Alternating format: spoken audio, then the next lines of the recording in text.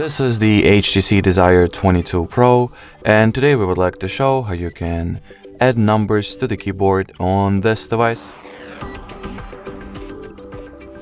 So let me show how does the keyboard look without the separate number line, like so.